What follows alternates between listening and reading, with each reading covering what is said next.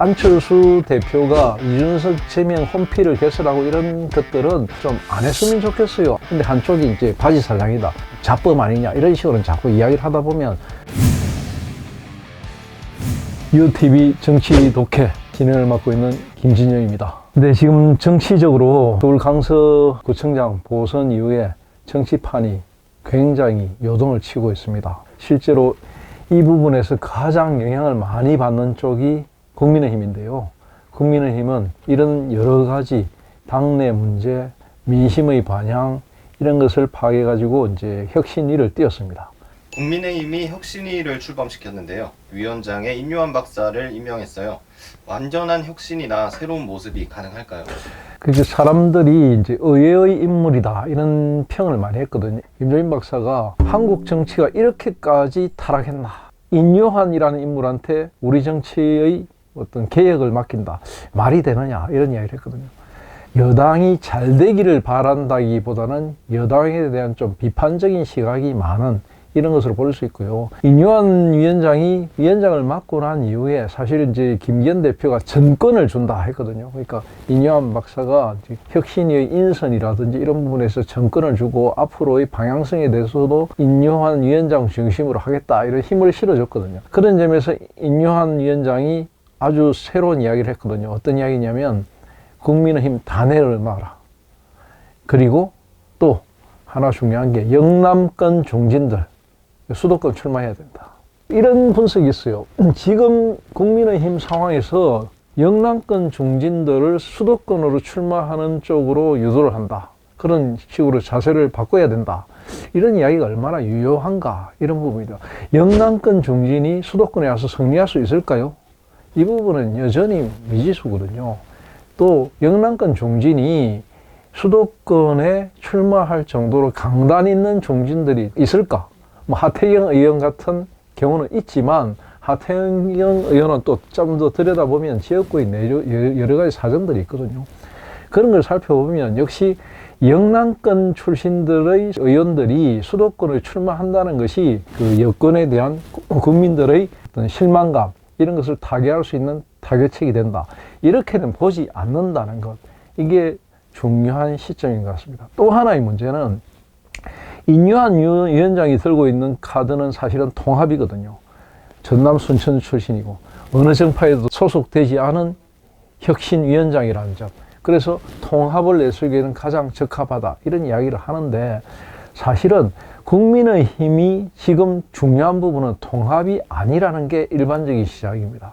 통합보다 더 중요한 것은 바로 뼈를 깎는 혁신이다, 이런 이야기를 합니다.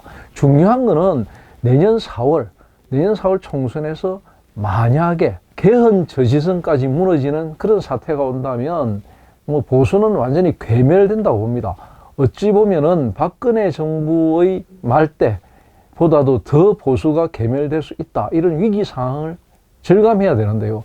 그런 위기 상황에서 이 모든 혁신위를 꾸려가야 된다, 이 부분이 중요하거든요. 최근에 안철수의 이준석 제명운동에다가 유승민, 이준석 신당 이야기까지 나도는데요. 안 조사에서는 상당한 지지율이 나왔는데 이게 파괴력이 있을까요?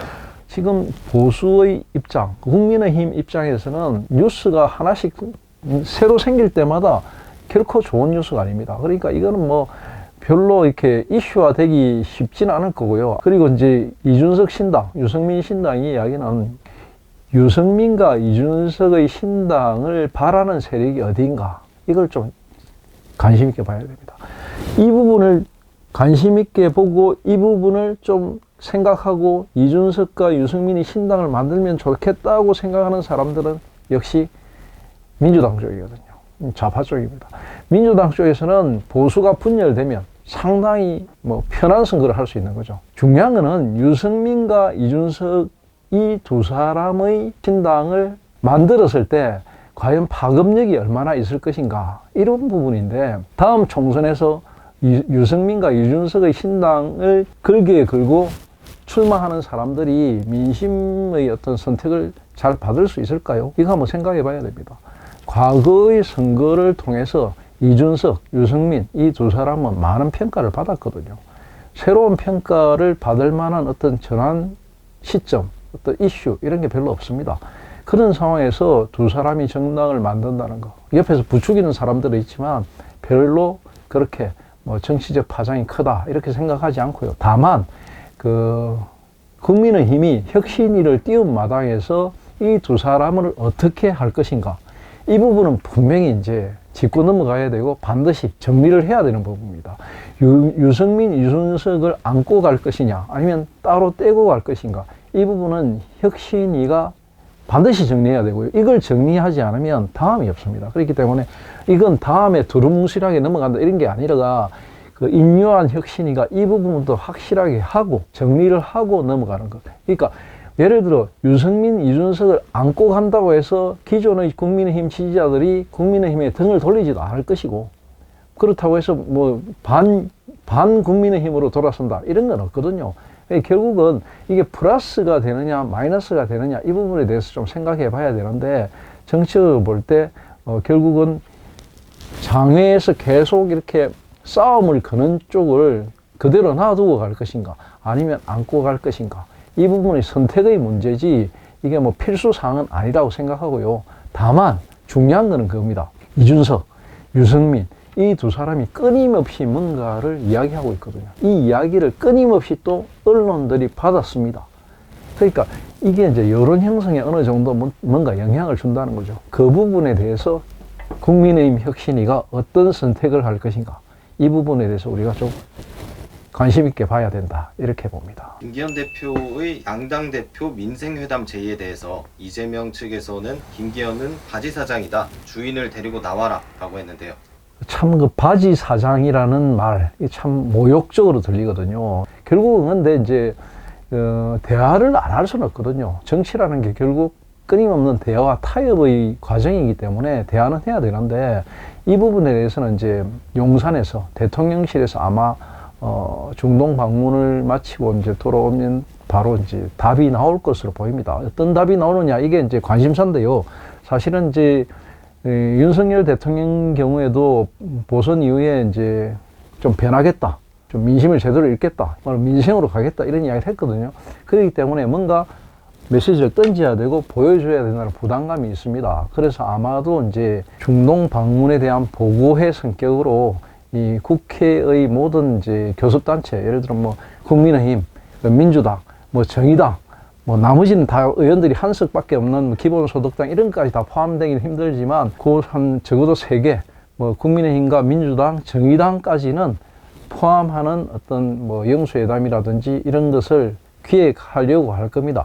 중요한 거는 이제 윤석열, 뭐 김기현, 이재명 그리고 뭐 정의당 대표 이런 4명으로 끝날 것인가, 아니면 플러스 원내대표까지 포함하는 한 7명, 7인 뭐 자리를 만들 것인가, 이런 부분인데, 제가 볼 때는 아마도 이제 한 더 많이 할 겁니다. 한 적어도 7명, 8명 모이는 자리로 만들겠죠. 왜? 지금 이재명 대표가 노리는 거는 1대1의 관계거든요. 윤석열과 나, 윤석열과 이재명은 동급이다, 이걸 만들려고 하는 것이기 때문에 거기에 그 프레임에 넘어가서는 안 된다는 걸 용산이 너무나 잘 알기 때문에 아마도 그런 식으로 좀 폭을 넓혀서 역제의를 할 것이고, 이런 제의에 대해서 이재명 대표가 받지 않을 수는 없을 겁니다. 이걸 받지 않는다는 것은 조금 이제 정치적으로도 여러 가지 이야기가 나올 수 있고요. 또 이재명 대표가 생각하는 것이 도대체 무엇인가, 정말로 자신을 대통령과 1대1로 자꾸 만들어서 위상을 높이고 또 자신의 사법 리스크를 희석시키려고 하는 게 아닌가, 이런 비난에서 벗어나지 못할 것이기 때문에 이 부분에 대해서는 적어도 이제 용산이 던지는 카드를 받을 수밖에 없지 않느냐, 이렇게 짐작이 됩니다. 자, 마무리 부탁드립니다. 네, 지금 정치적으로 보면 이제 혁신위가 여당에서는 떴고요.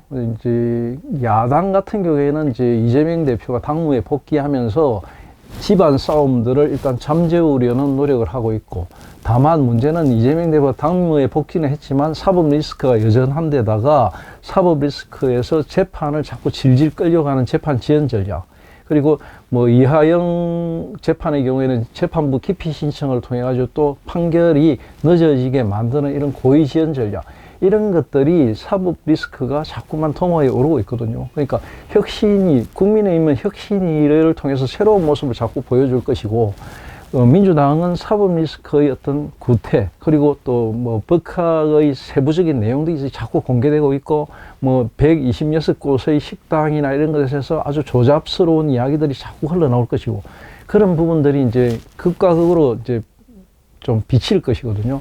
이런 부분들에서 이제 당들이, 국민의힘이나 민주당이 당의 어떤 돌아선 지지세들을 어떻게 끌어모으느냐, 이런 게 굉장히 관전 포인트가 될 것입니다. 그런 부분들이 어떻게 돌아가느냐를 좀 더 자세히 살펴보면서 한 주를 제대로 짚어봤으면 좋겠습니다. 감사합니다.